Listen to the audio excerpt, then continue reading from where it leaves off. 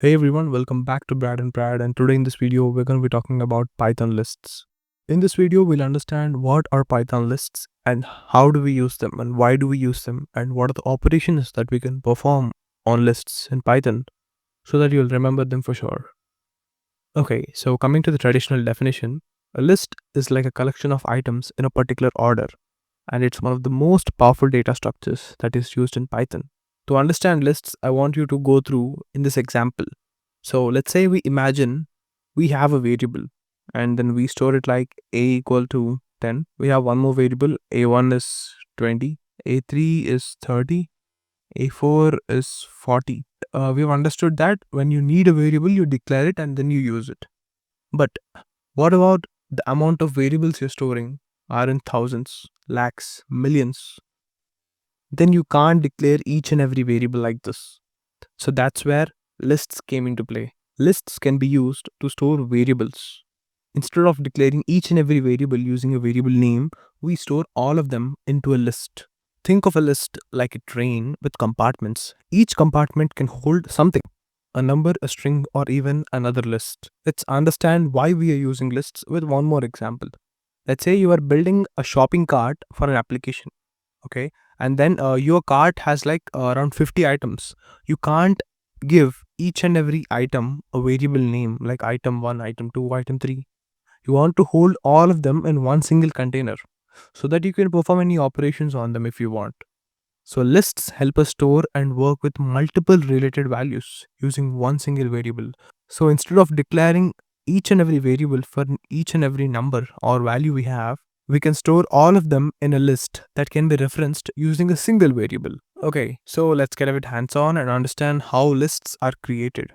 So lists are usually denoted with square brackets. So you can create it as list 1 is empty braces. That means an empty list is created. One more list could be fruits is apple, banana, and cherry. So this is how lists are created. Let's say we're storing a list of marks. Marks is around 30, 40, 50. So this is how we create lists in Python. As you can see, there are multiple values inside these square braces, and we are referencing all of those values using a single variable. Oka variable name Tony, we can access any of these elements.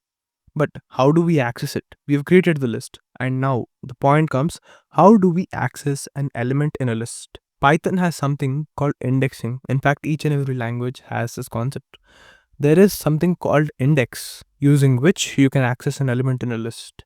So just like imagine it like you go to a movie theater and to find your seat, you'll see the seat number. Okay, the seat number is called the index.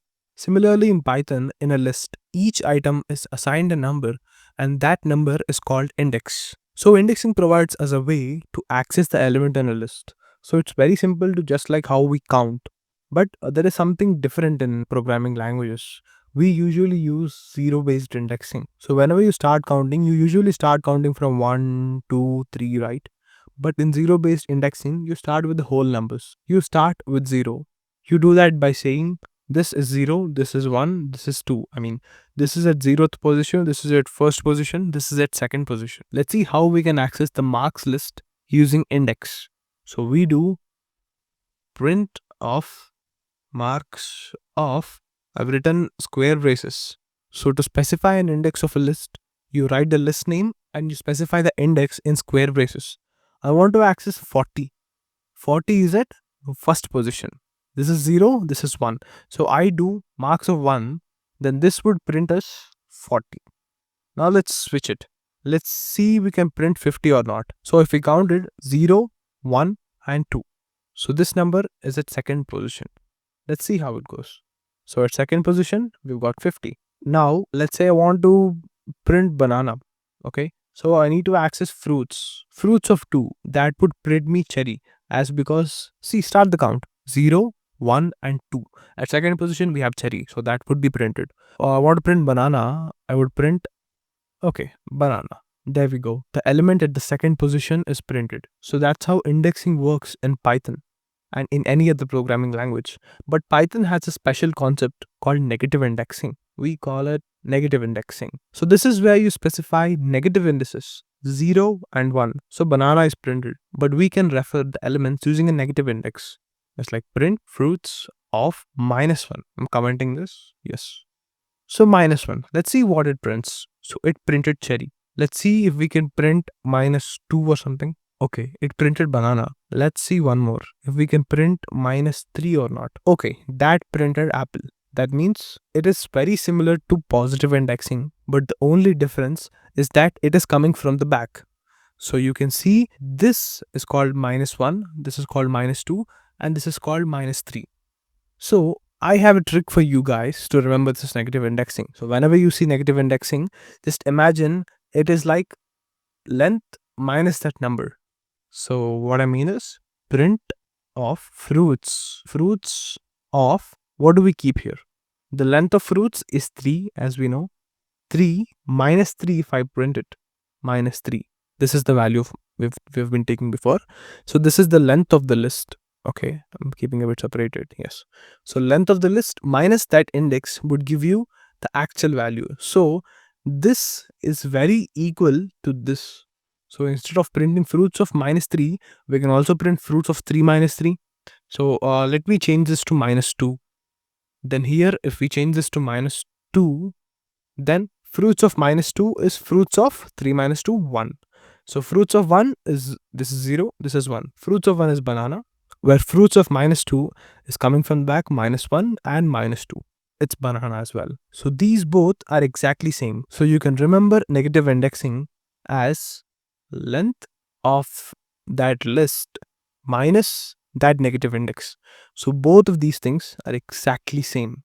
So that's how negative indexing works in Python. This is a very beautiful concept. It's usually used when you don't want to write large indices. So putting it simple, negative indexing means we read from the end of the list. So instead of starting, we read from the end. That is called negative indexing. And also lists are not homogeneous, unlike other programming languages. Lists are heterogeneous, meaning you can store any data type in the list. It's not a matter of storing only numbers or only strings. You can store combinations of strings as well as numbers. For example, in this apple, banana, cherry, you can include another element that says 46. You can include another element says 12.6. You can include another thing, a boolean saying true or false. So lists are heterogeneous, meaning they can store multiple data types together. Alright, so now we know how to access elements from both ends. But what makes lists so powerful, it's not accessing just elements. It's all the things that we can do with them. So let me just show you some of the most useful operations that you can perform on lists. These are some operations as a Python beginner you should definitely know. Alright, so now we know how to access elements in a list. So let's unlock the real power of lists. Python gives us a bunch of built-in methods that let us add, remove, sort the elements of a list. And all of them are done using single line of code. Starting with the Python list operations, we start with adding an element to the list. So imagine you have a list, a shopping cart in which you have milk and bread, and you want to add one more element to this list. So you can't go directly create again cart is, adding the other element, right? So there is a way to append the element at the end. So you do cart.append. There's a method, built-in method of lists in Python where you can specify the element you want to insert into the list. So now I appended eggs into the cart. Let's just check what is in the list. Print cart. So let's just do it. As you can see, the list has milk, bread, and eggs in it. As we appended the eggs after the creation, append appends the element to the end of the list. So the second operation that we're going to discuss about is insert method. So what insert does? Insert allows you to insert an element at a specific position. Append is appending at the end. So instead of that, let's say I want to insert an element at a certain position. That's when the insert method is used. So I have a cart, and in this cart, I already appended eggs. So now it's currently milk, bread, and eggs. But I want to insert an element, butter, at this position. So what I would do is cart.insert. Insert method has two parameters. One is the index and second is the element that you want to push there. I want to put it at the first position. and the one I want to put is butter. Now let's check it out by printing it. Print of cart. Let's do it. So this is what happened when we appended it, and this is what happened when we inserted it. As you can see, we inserted the element butter at position 1. This is the first index, right? 0, 1, 2, 3. Okay, so we understood how insert works. So the third operation we're going to be discussing about is the extend operation. So imagine you have a list. You have a list of another cart 1, saying cream jam. So now what I want to do is that I want to add the elements of cart 1 into cart using the extend operation. How do I do it? I simply extend this cart with the cart 1. So what this will do is that it will spread the cart 1 list, and it will add each and every element of cart 1 into cart. Let's see what it prints. I print now cart. Probably it should be, the value of cart should be now, we had milk and bread initially, we appended eggs, so milk, bread, eggs, and then we inserted butter at position 1, so it becomes milk, butter, bread, eggs. Now we extend with these two, so cream and jam should be present in the cart, right? Let's check it out. Okay, so as you can see, milk, butter, bread, eggs, cream and jam, they got appended to the end of the list. So you might get it out, why can't I do this with append? So what if I just do append of this thing? What if I just append cart dot append cart 1? Some of you might get this doubt because you're just appending a list at the end, right? So let's see what this will give out. So you can see it appended the direct list. We know that list in a Python can store multiple different objects. Lists in Python are heterogeneous. They can store different data types. So here, this whole list is treated as a single data type and it got appended to the list. If that's not the use case, we don't use append and we use extend to add all of the elements of cart 1 to cart. Okay, so the next operation is the remove operation. Let's say you want to remove an element from the list. So let's say I want to remove eggs from the list. I'll just do cart.remove of, I'll specify what to remove. I want to remove eggs. That's it. I'll print it. I'll print cart. So what happens here? So the remove method takes a value of an element in the list and it will remove that element from the list. So in this list, the eggs shouldn't be there. So as you can see, milk, butter, bread, cream and jam, and there is no eggs. So if you want to delete an element from the list and you know its value, then we should use the remove operation. Okay. So the next operation is your pop operation. Pop is like taking the last element out of your list and it even gives it back to you. So let's just see how pop works. I want to remove the last element of cart. So what I do is I'll do cart.pop and I will print the cart again. So now by this time the last element should be gone. Okay, let's see. Till here the remove operation happened. After removing we had jam at the end. So as we did a pop, jam is gone. But what if I want that element? Okay, I want to know what is the last of the list. So what I can do is I can assign this to a variable. Last element is cart.pop. I need the last element somehow. So what I can do is I can check last element. So if I run this again, as you can see, the last element is jam. So remember this pop, it means removing the last element. So going to the next operation, it's the length operation. So it's not only a limiter for lists, but also for other data types also. It's usually used when you want to know how many items are there in the list. So let's say I want to know the length of this list. I know by counting it by 1, 2, 3, 4, 5. I know there are 5 items in the list. But what if I want to do it programmatically? I can just do length of cart. This will give me the length. Okay, so the length is 4. Okay, why it happened? Because till here the length was 5, but in between we popped the last element. That's why popping the last element will take it out of the list. So the number of elements in the list are 4 now. Coming to the next operation, what if you want to find the index of a particular element in the list? You know the value, but you don't know the index. To get that, we have a method called index. So how we can do it is that the element index is that cart dot index of, I want to get the index of, let's say, bread. So let me just print the element index. This will give us the index of the bread. Let's see. Bread is lying at first position here, then it moved to 2, 2, 2. So usually it stayed at the second index. Second index because 0, 1 and this is 2. So to find the index of an element, we use the index method. So the next operation we're going to be talking about is the count. Okay, so imagine you have another list. Let's say I have a list of numbers. Okay, so the next operation we're going to be understanding in lists is the count operation. So let's say I have a list of numbers like this, and I want to determine the count of 2s in this. Okay, so how do I do it? In a single line. So I can just print the numbers. So I can just print numbers dot count. Or count of what? I want to count the occurrences of 2. Let's see what it prints. Before that, we'll just check it. 1, 2, 3, 4, 5 twos.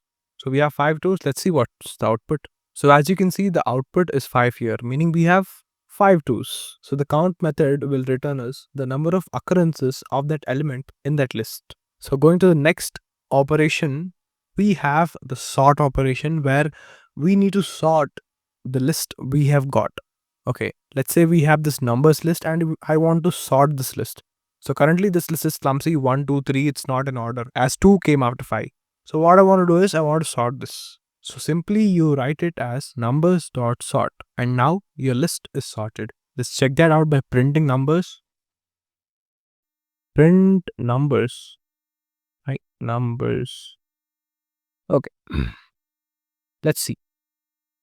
Okay, you can see 1, 1, 2, 2, 2, and 3, 3, 4, 5. So as you can see, the numbers are sorted now. So going to the next operation, what if I want to reverse these elements? I mean, I want to reverse the order. Okay, not only sorted order, but the regular list order. What if I want to reverse it? So there is a method called reverse in lists, and it reverses the elements in your list. So it can be written as numbers dot reverse. That's it. A single liner. Now let's just print numbers again. Numbers. Okay. Let's just see. So this is the sorted order that we had before. And then after sorting, we did the reverse, and that reversed the whole list, as you can see. So this is ascending order and this is descending order. And also by default, the sort method takes the list and sorts it in ascending order. So instead of using the reverse method to sort a list in ascending order and then getting it to descending order, so we can use directly the sort method to convert the given list into descending order. So by default, the sort does in ascending order. To make it descending order, we need to send a parameter saying the reverse is true. So what that means is that sort this, but sort it in reverse order.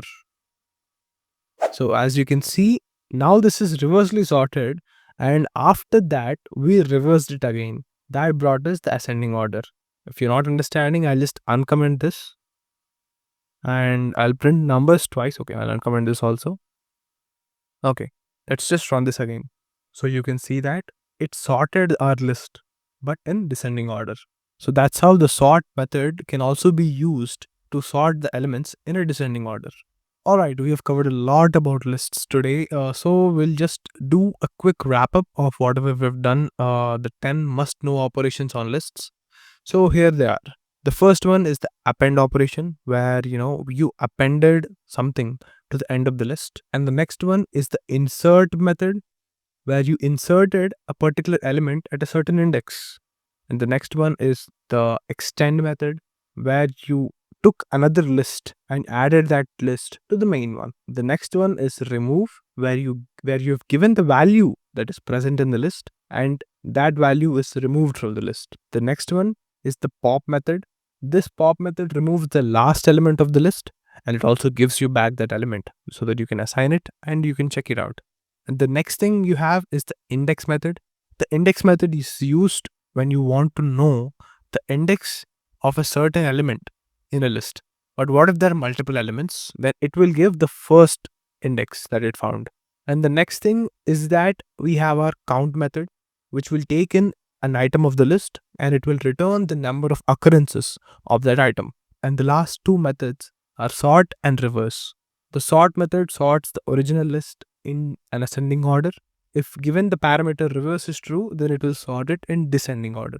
The reverse method reverses the original list. That's it. So these are the 10 must know operators in Python that you'll be using repeatedly whenever you're programming. And you don't have to memorize all of them right away. Just keep practicing and they'll come naturally. Lists are the foundation of so many things in Python. So make sure that your basics are strong. So wrapping up this video, in the next video, we'll be discussing about the if-else conditionals in Python, which is very keen in making decisions programmatically using certain conditions. So before we conclude this video, I want you guys to comment down your favorite list method that you've learned today. And the best way to learn the concepts and the methods of list is to keep practicing. Take your own mini list and try multiple different operations on it. Then you'll get a good grip on when to use what operation. If you find this video helpful, please make sure that you like this video and share with your friends and subscribe to Brad and Brad. And also make sure that you've checked out the previous videos if you're new here. Follow Brad and Brad for more videos like this. See you in the next one.